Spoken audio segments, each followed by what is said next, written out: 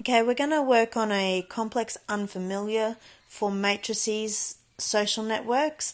Thankfully, this one's a little bit smaller to work on than the previous video of complex familiar that we worked on. It just takes a little bit extra thinking. So they want us to design a one-step matrix for communication for these three people. So Jane, she can speak English and Japanese, Fred can speak English, and Chu can speak Japanese. Now, as we discussed in the previous matrix social media video, a one-step is when you can only communicate directly. So Jane is directly communicating with Fred and she is directly communicating with Chu. So let's go ahead and call this matrix A. And it's going to be a 3 by 3. So let's write in the letters for the people. So we've got Jane, Fred and Chu in that order.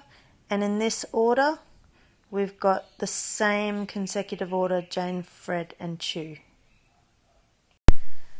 Now there's 0 ways that Jane can communicate with herself, 0 ways Fred can communicate with himself, and 0 for Chu to Chu. So let's look along the top line for Jane. So to communicate with Fred, Jane can because they both speak English, and he can communicate back because it's got a double arrow.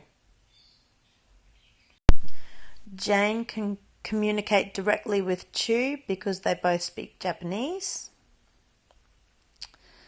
Now, looking at the second one, Fred can communicate with Jane. We could have put that in earlier, and we just looked at Chu and Jane. So there's a 1 there as well. Now, Chu and Fred cannot communicate, and that's a 0 in there as well. So just recapping, the diagonal of zeros is because they can't communicate with each other, and also the symmetry, it's mirror image across the diagonal. This is because it's two-way communication.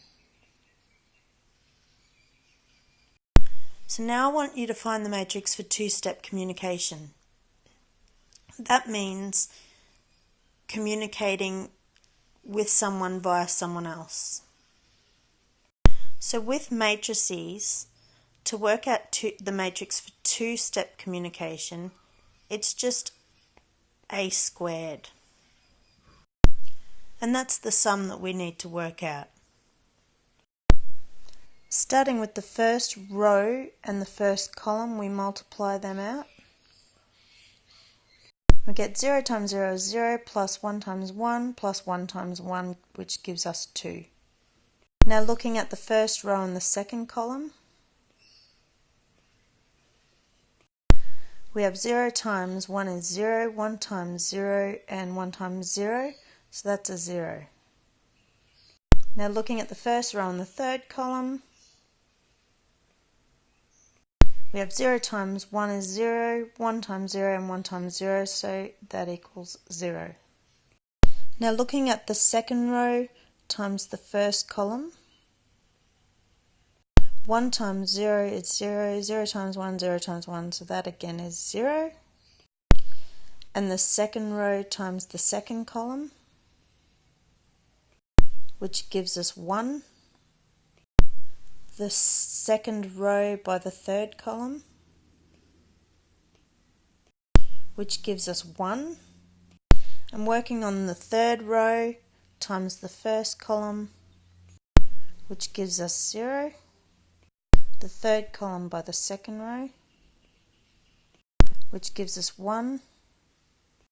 And finally the third row by the third column, which again is 1. So that represents the number of two-way communications that you can have.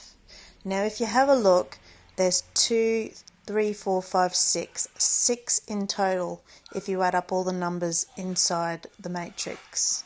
Right, so the final question is, can we lay out all the possible two-step communications? So there's Fred, to Jane to Chew. There's Chew to Jane to Fred. There's Fred to Jane to Fred. There's Jane to Fred to Jane. Jane to Chew to Jane. And lastly, Chew to Jane to Chew.